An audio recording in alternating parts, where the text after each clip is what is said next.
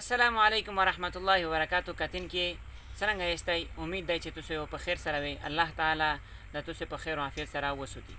نن د تاسو په مخ کې یو اهم خبره کوو او ان شاء الله یو حدیث بیانوو چې هغه د میږي تاسو په مخ کې انتهایی خلق په مبتلا دی، په ګناه شه مبتلا دی او خلک بالکل اهمیت نه لري. هغه د خوند په براشه د شذونه طرف ته یو خبره دو چې نن سبا اکثر داسې کېږي چې ښځه ورڅګه شي میړه خفه کو او په دا خفه کول شي بالکل دا اهمیت نه لري چې دا هغه مې خفه کو او دا مې غټ جرم وکړ. نن تاسو په مخ کې دا حدیث بیانوه چې حضور صلی الله علیه وسلم فرمایي، د حضرت جابر رضی الله تعالی عنه نه روایت دی چې درې سړیون داسې دي چې یګي هیڅ قسم صحوب هغه اسمون ته نه چګیږي او د یګي لمینځ ها الله پاک نه قبلوي.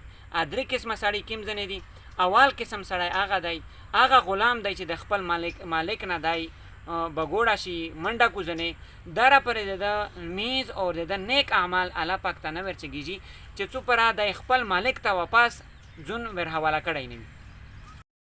دومه هغه ښځه دو چې د خپل میړه یعنی خوند ناراض کړی وي، یعنی خفه کړی وي، دره پرې د دې المیز او ښه اعمال الله پاک ته نه ورچګیږي څو پره چې د میړه واپس د سره ښه شوی نه وي، د سره ناراضګي ختم کړی نه وي.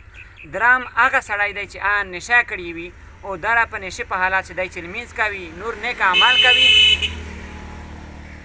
چې دی نیک اعمال کوي او یا لمینځ دی کوي، هغه دره پرې الله پاک ته نه ورڅګیږي څو پره چې دی د نشانه په صحیح حالات سره غلی نه وي. بل یوه خبره دا دو د ښځونې متعلق یو بل حدیث دا هر درېمي چې حضور صلی الله علیه وسلم فرمایي چې کومه ښځه میړه ور وبولي د خپل خواهش اظهار کولی د پوره ور وبولي او دو ور نشي تر سابو ګایز پره چې دو راغلی نه وي، دره پرې د الله پاک لعنت په دې باندې واریږي.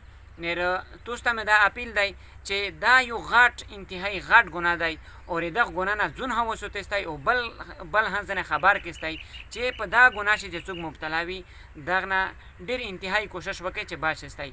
نن د پوره دغه ویډیو کافي دو انشاءالله روتنین کې واقع شو داسې اهم د تاسو متعلق د تاسو د زندگی متعلق چې کومې مسائل وي او بیانېږي انشاءالله په اردو شه ها او په پښتو شه ها تاسو دا ور ها او نور خلک ته شرکاوي هستای ویلې چې په تاسو په علم شو دا اضافه وشي. الله پاک په دا اجر سي تاسو ها شریکو. واخر دعوانا ان الحمد لله رب العالمین.